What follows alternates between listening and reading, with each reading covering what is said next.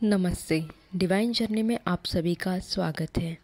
एकादशी तिथि का महत्व तो हम सभी जानते हैं, किंतु उसके क्या फ़ायदे हैं वो हम आज विस्तार से जानेंगे।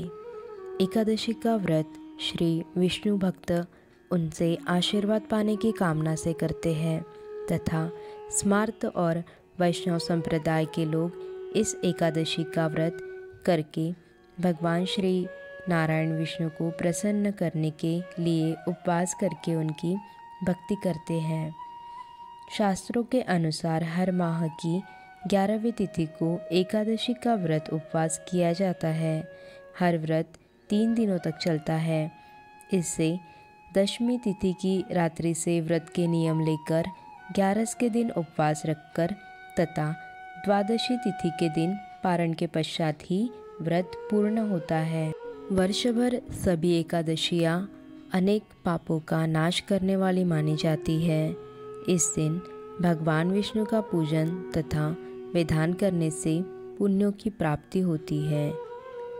एकादशी का दिन पितरों को मुक्ति के लिए बहुत खास है, क्योंकि जिन पितरों को मोक्ष प्राप्त नहीं हुआ है उनके लिए इस दिन 1 लोटे पानी में थोड़े से काले तिल मिलाकर दक्षिण दिशा की ओर मुख करके पितृतर्पण करने से पितरों को मोक्ष प्राप्त होता है। ऐसी मान्यता है कि एकादशी व्रत की कथा सुनने मात्र से यह उपवास करने वालों का यश वैभव संसार में फैलता है। एकादशी के दिन श्री नारायण की पूजा के लिए नारियल, नींबू, नैवेद्य, ऋतुफल आदि वस्तुओं को एकत्रित करके इससे विष्णु जी का पूजन करने तथा रात्रि जागरण करने से सभी तरह के पापों संकट से मुक्ति मिलने के साथ ही जीवन में खुशियों का संचार होता है।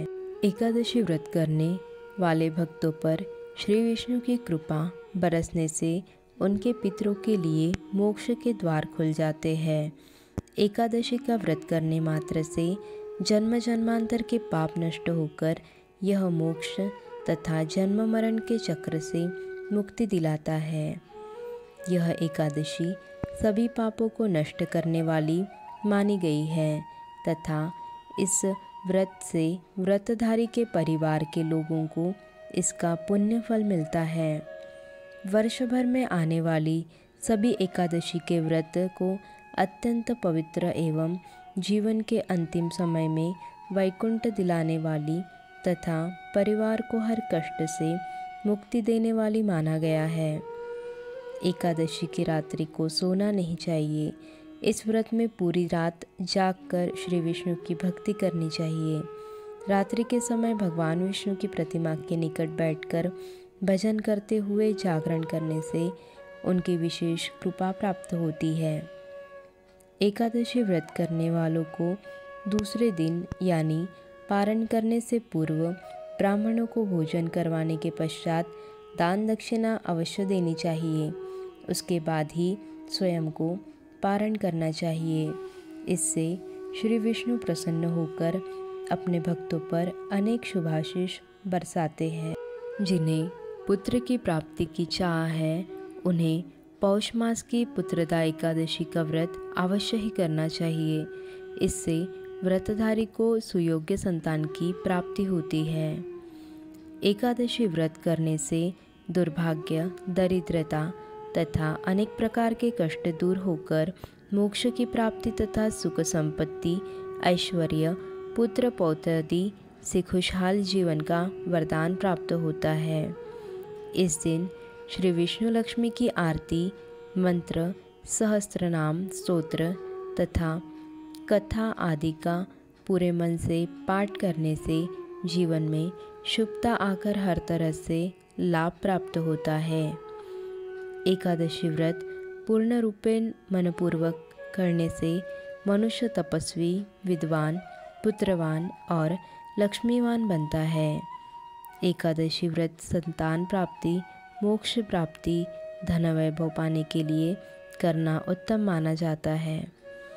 एकादशी के दिन संतान की कामना से यदि व्रतधारी भगवान श्री कृष्ण के बाल स्वरूप की पूजा करे तो संतान लाभ अवश्य प्राप्त होता है। यह व्रत इतना अधिक शक्तिशाली है कि एकादशी का उपवास पूर्ण मनोयोग से करने से निसंतान दंपति को संतान सुख अवश्य ही मिलता है। एकादशी व्रत संतान की प्राप्ति तथा उनके दीर्घायु जीवन तरक्की सफलता के लिए खास महत्व का माना गया है। संतान की कामना रखकर व्रत करने से शीघ्र संतान की प्राप्ति होती है। सभी एकादशी व्रत की अपनी अपनी विशेषता है तथा उक्त एकादशी का व्रत मनुष्य को कई यज्ञों के फल की प्राप्ति तथा पुण्य फल देने में सक्षम मानी गई है। यह व्रत दो प्रकार से रखा जाता है, निर्जला और फलाहारी या जलीय व्रत। यदि आप स्वस्थ और उपवास करने में सक्षम हैं तो निर्जला व्रत करें, अन्यथा फलहारी व्रत रखकर विधिवत पूजा के बाद एकादशी के समापन के पश्चात पारण करें। एकादशी पर दीपदान का बहुत महत्व है। इस व्रत के पुण्य से मनुष्य तपस्वी, विद्वान, पुत्रवान और लक्ष्मीवान होता है तथा सभी सुखों को भोगता है। एकादशी व्रत को पूर्ण भक्तिपूर्वक करने से मनुष्य की सभी मनोकामनाएं पूर्ति होती है। श्री हरि विष्णु के कुछ खास मंत्र इस प्रकार है। ओम नमो भगवते वासुदेवाय नमः। ओम हुम विष्णवे नमः। ओम विष्णवे नमः। ओम नमो नारायणाय। श्रीमन नारायण नारायण हरि हरि। श्री कृष्ण गोविंद हरे मुरारे। हे नाथ नारायण वासुदेव। ओम नारायणाय विद्महे वासुदेवाय धीमहि तन्नो विष्णु प्रचोदयात्। ओम श्रीं ह्रीं लक्ष्मी वासुदेवाय नमः। ओम प्रद्युम्नाय नमः। ओम नारायणाय नमः। आशा करते हैं वीडियो आपको पसंद आया होगा। वीडियो को लाइक, शेयर और सब्सक्राइब करके कमेंट ज़रूर करिएगा।